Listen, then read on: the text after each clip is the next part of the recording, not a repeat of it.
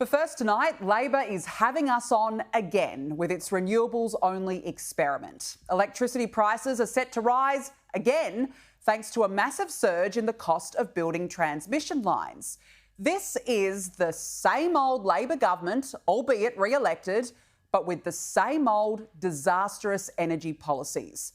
It's butchering this country and causing irreparable self-harm via an experiment of transmission lines, giant wind turbines, hydro, solar farms and batteries, all with environmental consequences and costing us, taxpayers, a bomb.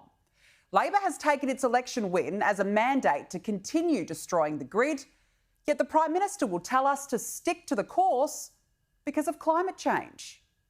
We know that we have to deal with the challenge of climate change. People who question the science need to look out their window, need to have a look at what's going on, not just here but in the world.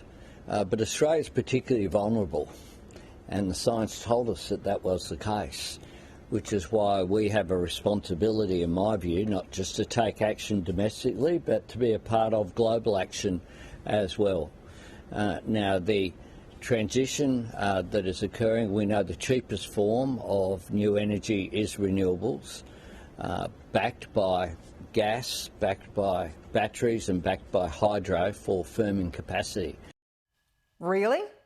The renewables push, which is sending prices skyrocketing, is the cheapest form of electricity? Our bills have already increased by up to $1,000 and we never got that $275 in energy bill relief. And with winter upon us and as the cold weather sets in, the Australian Energy Regulator has today signed off on its default market offer, which means prices are going up again. Residential consumers will see increases from 0.5% to 9.7% from July 1. The price rises for small businesses will range from 0.8% to 8.5%, and New South Wales will see the steepest price rises of up to 9.1%.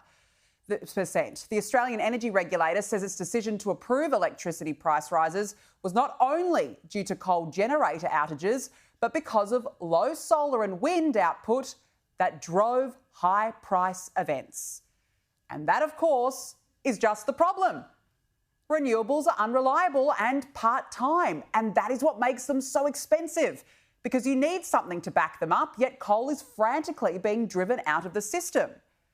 In another predicted blowout, the Australian energy market operator is warning that a massive surge in costs to build $20 billion worth of electricity transmission would trigger a hit in household power bills. Now, the cost of overhead transmission line projects has ballooned by up to 55%, with substations rising as much as 35%. And these new estimates form part of a draft electricity options report, which will help form a blueprint for Australia's power grid in 2026. But here's the thing.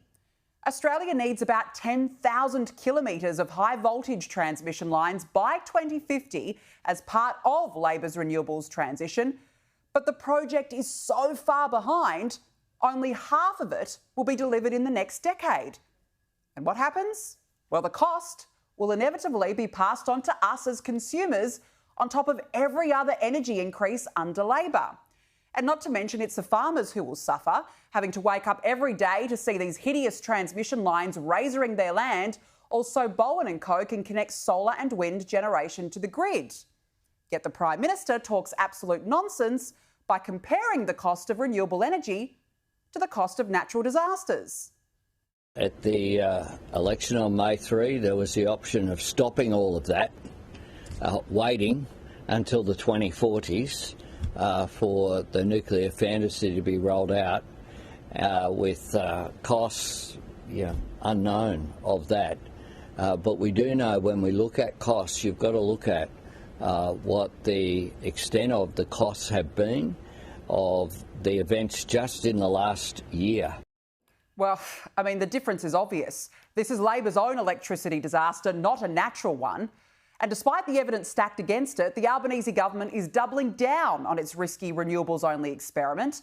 Labor is currently awaiting advice from the Climate Change Authority before setting its emissions reduction target for 2035, a target tipped to be 60%. By 2035, they want emissions to be 60 to 75% less than they were in 2005.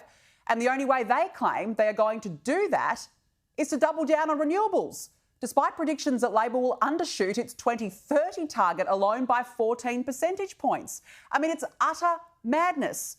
How much longer can you keep doing the same thing over and over and hoping for a different result? It is the definition of insanity. And we know from the experience of Spain and Portugal recently, the more reliant you are on renewables, the less stability there is. And so you end up with the very high likelihood of a major blackout and a total grid collapse. Yet Labor MPs are falling over themselves. The government's policy is to deliver low-cost, reliable renewables backed up by gas, backed up by storage and backed up by hydro. That is what all of the credible experts, economic engineering, have said consistently is the right outcome for Australia. Well, gee, can anyone in Labor actually explain what part of its risky solo global experiment has been low cost to date and which part has been reliable? Because here in New South Wales, we were told in the middle of a heat wave to turn off all appliances to reduce pressure on the grid. I mean, it's hardly a case for a reliable energy system. Yet the Climate Change Authority, led by former Liberal Matt Keane, is apparently going to provide advice as to which emissions target Labor should pursue. And there are many, even in the Labor Party, either ignorant or undeterred by the blackouts in Spain and Portugal, pushing for even higher reductions. It's now 2 elections that we've said renewable energy, the cheapest form of new energy, will be part of our energy transition. The Australian public have backed in our plans. We need to get more renewable energy in the system. We were never told about how Labor would guarantee it would get to its 2030 target during the election campaign, and I'm sure we'll get the usual stick with the course lines between now and then. And with Chris Bowen out of witness protection, the costs of this energy disaster are stacking up very quickly. And I suspect we are going to learn more and more about the financial burden on this country. And speaking of, where exactly is the minister in charge of this mess? Well, he's chowing down on a bowl of pasta, would you believe, during an Italian religious ceremony in Sydney. Now, this is an image of a man so arrogant it tells you everything that you need to know.